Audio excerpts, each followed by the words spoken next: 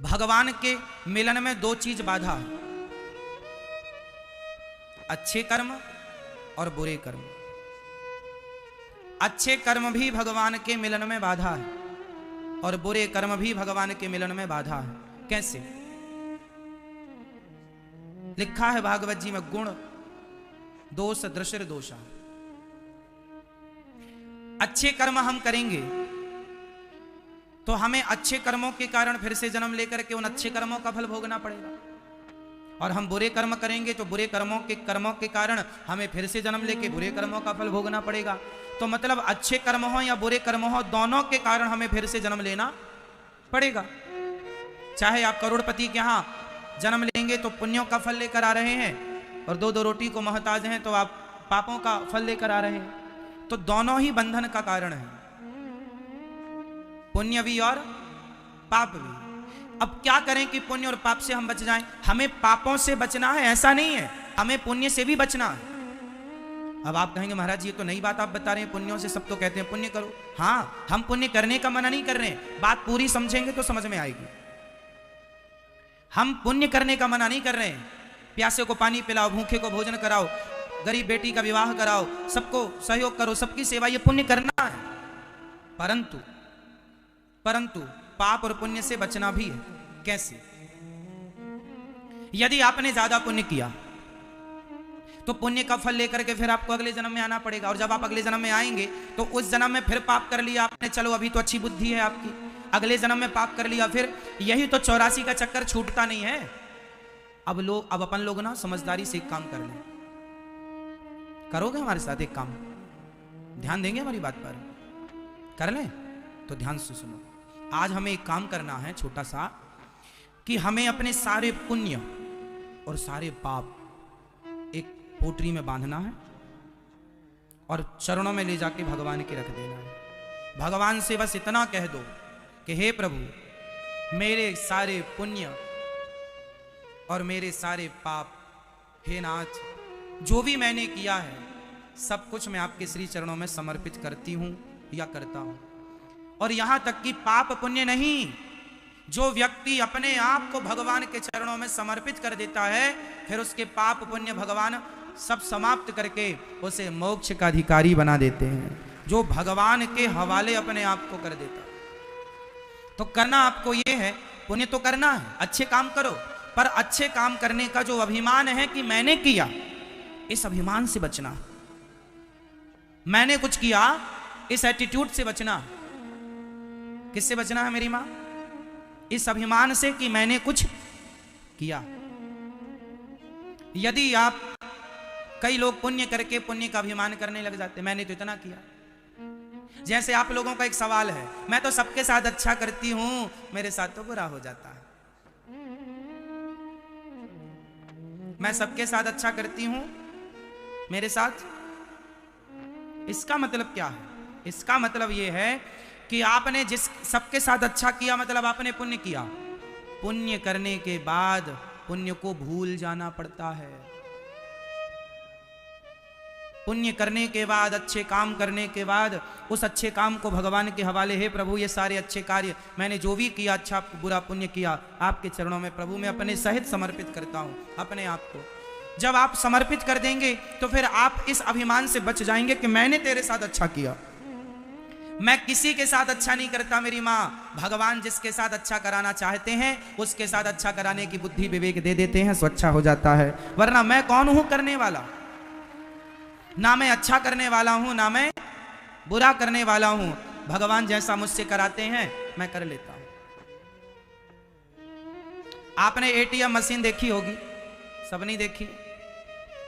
ATM machine में आप अपना एटीएम लगा देते हैं और एटीएम लगा करके अपना पिन कोड डाल करके पैसे टाइप कर देते हैं, पैसे डाल देते हैं, इतने चाहिए, बस इतना करके आप चुपचाप खड़े हो जाते हैं। आगे का पूरा प्रोसेस कौन करता है? बोलो जोर से, जोर से।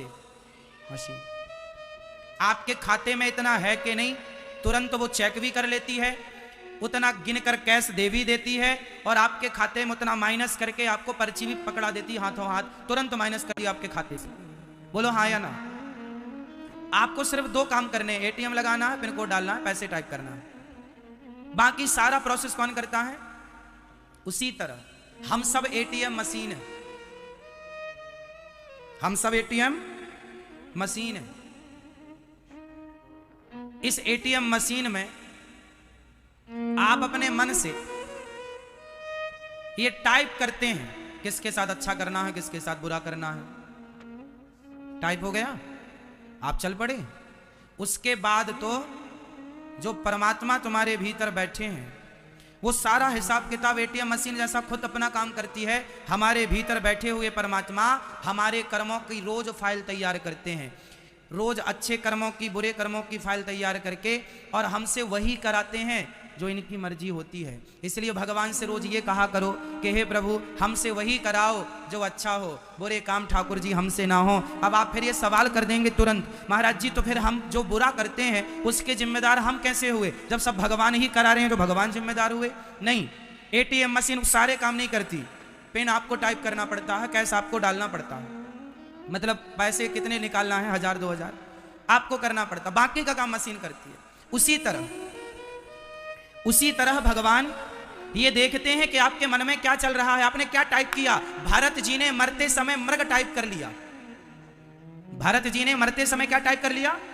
फटाफट बोल दो, मृग। उनके मन में क्या चल रहा? मेरे मृग का क्या होगा, मेरे मृग का। टाइप हो गया ना, टाइप हो गया। उसके हिसाब से जो बैठा परमात्मा है उसने तुरंत मशीन काम करना शुरू कर दी। इसके अंदर मृग चल रहा, तुरंत इसके सारे पुण्यों को खत्म किया जाए और इसे मृग की योनि में डाल दिया जाए, क्योंकि इसके मन में मृग चल रहा है। अगला जन्म मृग का, आपके खाते से कट के पर्ची हाथ में आ गई, तुरंत दूसरा जन्म मृग की योनि में हो गया।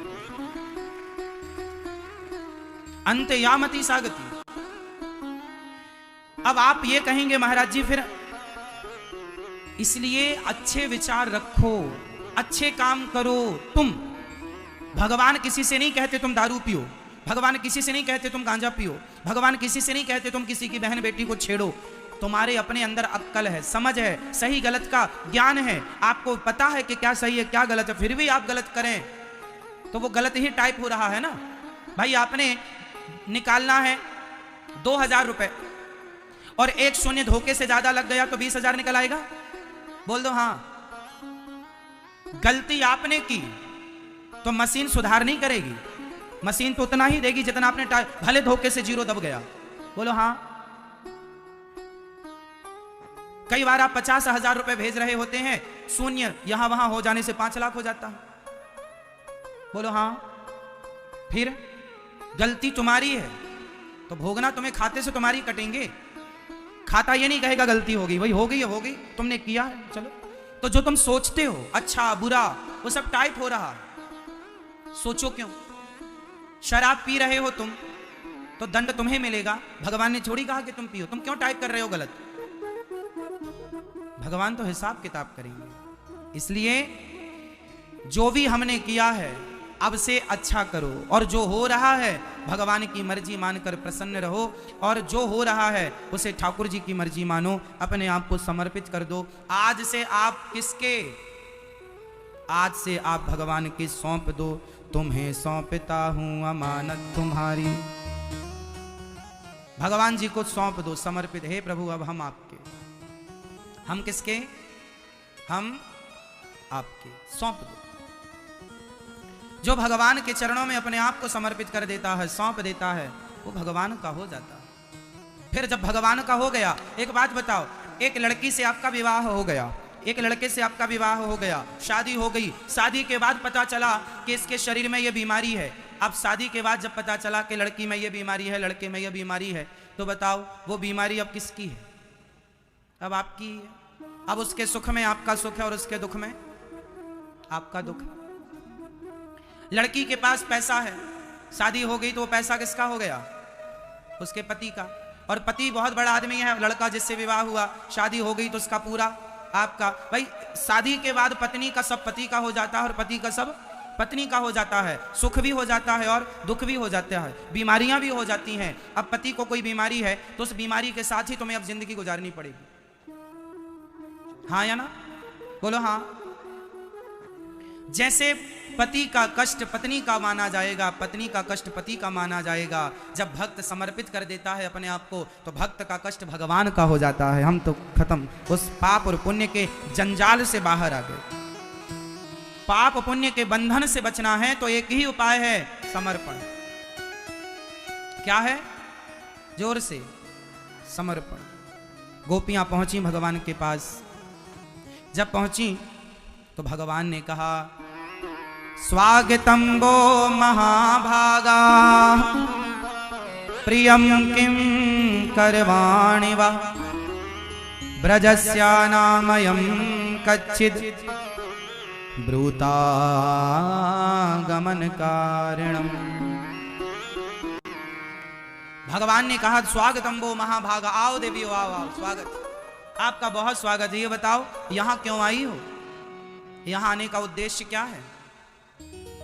सारी गोपियां खड़ी हैं और भगवान कह रहे हैं, यहां क्यों आई हो? आने का उद्देश्य क्या है? हेतु क्या है?